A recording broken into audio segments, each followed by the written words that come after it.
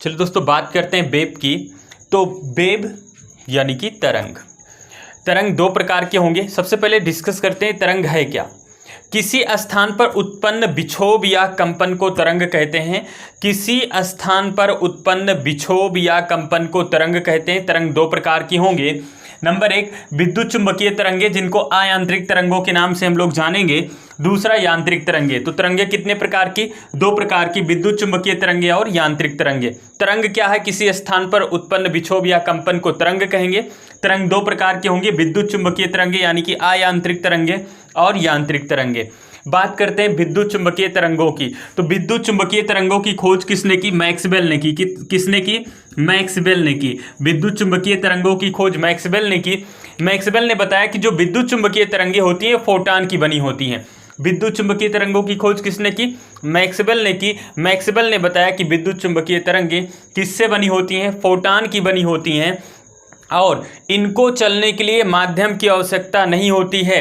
यानी कि विद्युत चुंबकीय तरंगों को चलने के लिए माध्यम की आवश्यकता नहीं होती है, अर्थात इनको निर्वात में भी ये गमन कर सकती हैं और माध्यम में भी। अब जैसे हम लोग यहाँ पे पृथ्वी पर वायुमंडल है, यहाँ पे ये गमन करेंगी। चंद्रमा पर निर्वात है, वहाँ भी गमन करेंगी। इतनी बातें आई समझ में। फिर से देखो, विद्युत चुंबकीय तरंगों की खोज मैक्सवेल ने की और मैक्सवेल ने बताया कि विद्युत चुंबकीय तरंगे फोटॉन की बनी होती हैं और विद्युत चुंबकीय तरंगों को चलने के लिए किसी भी माध्यम की आवश्यकता नहीं होती है, अर्थात ये माध्यम तथा निर्वात दोनों में गमन करेंगी। बात करते हैं विद्युत चुंबकीय तरंगों की चाल की। तो विद्युत चुंबकीय तरंगों की चाल किसके बराबर होती है? विद्युत चुंबकीय तरंगों की चाल प्रकाश की चाल के बराबर होती है और प्रकाश की चाल होती है 3 × 10⁸ मीटर प्रति सेकेंड। 3 × 10⁸ मीटर प्रति सेकेंड होगा प्रकाश की चाल। प्रकाश की चाल कितनी होगी? 3 × 10⁸ मीटर प्रति सेकेंड होगी। ठीक है ना। तो अगर प्रकाश की चाल है तो विद्युत चुंबकीय तरंगों की भी चाल होगी 3 × 10⁸ मीटर प्रति सेकेंड, क्योंकि विद्युत चुंबकीय तरंगों की चाल किसके बराबर होगी? विद्युत चुंबकीय तरंगों की चाल होगी प्रकाश की चाल के बराबर। और आप लोग को पता है प्रकाश की चाल 3 × 10⁸ मीटर प्रति सेकेंड होती है। इतनी बातें आई समझ में। फिर से देख लो इस पे, फिर हम लोग आगे बढ़ते हैं। विद्युत चुंबकीय तरंगों की खोज मैक्सवेल ने की। मैक्सवेल ने बताया कि विद्युत चुंबकीय तरंगे फोटॉन की बनी होती हैं। विद्युत चुंबकीय तरंगों को चलने के लिए माध्यम की आवश्यकता नहीं होती है, अर्थात यह माध्यम तथा निर्वात दोनों में गमन कर सकती हैं। विद्युत चुंबकीय तरंगों की चाल प्रकाश की चाल के बराबर होती है और प्रकाश की चाल कितनी होती भैया? 3 × 10⁸ मीटर प्रति सेकेंड होगी। तो विद्युत चुंबकीय तरंगों की भी चाल यही हो जाएगी। अब बढ़ते हैं, विद्युत चुंबकीय जो तरंगे होंगी वो 7 प्रकार की होंगी। कौन कौन सी होंगी? पहला आपका होगा गामा किरण, दूसरा एक्स किरण, तीसरा होगा आपका पराबैंगनी किरण, चौथा होगा आपका अवरक्त किरण, पांचवा होगा दृश्य प्रकाश, छठवां होगा आपका सूक्ष्म तरंगे और आठवां रेडियो तरंगे। 7 तरंगे होंगी। फिर से देख लो, पहला होगा आपका गामा किरणें, दूसरा एक्स किरणें, तीसरा पराबैंगनी, चौथा दृश्य प्रकाश, पांचवा अवरक्त किरणें, छठा सूक्ष्म तरंगे, आठवां रेडियो तरंगे। इतनी जो तरंगे होती हैं टोटल 7 होती हैं। अब इन पे हम लोग 1 बाय 1 करके चर्चा करते हैं।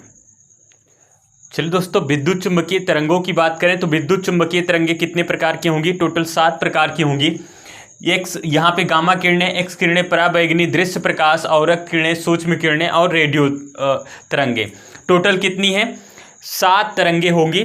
फिर से देखो, गामा किरणें, एक्स किरणें, पराबैंगनी, दृश्य प्रकाश, अवरक्त किरणें, सूक्ष्म तरंगे और आपका रेडियो तरंगे। तो कितनी हो गई टोटल? यहाँ पे टोटल आपकी 7 तरंगे हो गई।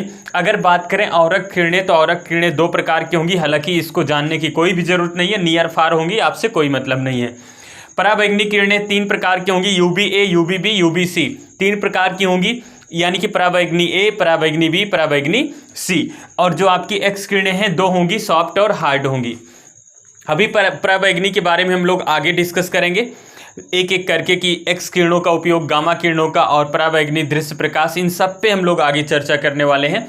पहले हम बात करते हैं, यहाँ पे आपको एक क्रम याद रखना है। क्रम याद रखना है, पहला क्या होगा आपका पराबैंगनी, पहला क्या होगा आपका, पहली कौन सी किरण होगी, गामा, दूसरा एक्स, तीसरा होगा आपका पराबैंगनी, चौथा होगा आपका दृश्य प्रकाश, पांचवा होगा आपका औरक किरणें, छठा होगा सूक्ष्म किरणें, सातवां होगा रेडियो तरंगे। ठीक है ना भाई, क्रम याद होना चाहिए। इस साइड में देखो मैंने लिखा है प्रकीर्णन और एरो बनाया है, इसका मतलब प्रकीर्णन सबसे ज्यादा किसका होगा, प्रकीर्णन सबसे ज्यादा एक्स किरणों का होगा। उसके बाद अपवर्तन सबसे ज्यादा एक्स किरणों का होगा, ऊर्जा सबसे ज्यादा एक्स किरणों की होगी, गामा किरणों की होगी, आवृत्ति सबसे ज्यादा गामा किरणों की, ये गामा है ठीक है ना। तो सबसे ज्यादा प्रकीर्णन गामा की होगी और सबसे कम किसका होगा, रेडियो का। प्रकीर्णन सबसे ज्यादा किसका, गामा का, सबसे कम रेडियो का। अपवर्तन सबसे ज्यादा गामा किरण का और सबसे कम रेडियो तरंगे का। ऊर्जा सबसे ज्यादा गामा के पास होगी, सबसे कम रेडियो तरंगे के पास होगी। आवृत्ति सबसे ज्यादा फ्रीक्वेंसी आवृत्ति किसके पास, गामा, और सबसे कम रेडियो। इधर जाएंगे तो धीरे धीरे घटता जाएगा मान। अब आते यहाँ पे इस साइड में माध्यम में चाल किसकी होगी, सबसे ज्यादा रेडियो की। माध्यम में चाल सबसे ज्यादा रेडियो की, सबसे कम गामा की। विवर्तन सबसे ज्यादा किसका, तो रेडियो का, सबसे कम गामा का। तरंग दैर्ध्य की बात करें तो सबसे ज्यादा किसका, रेडियो का, और सबसे कम किसका, गामा का।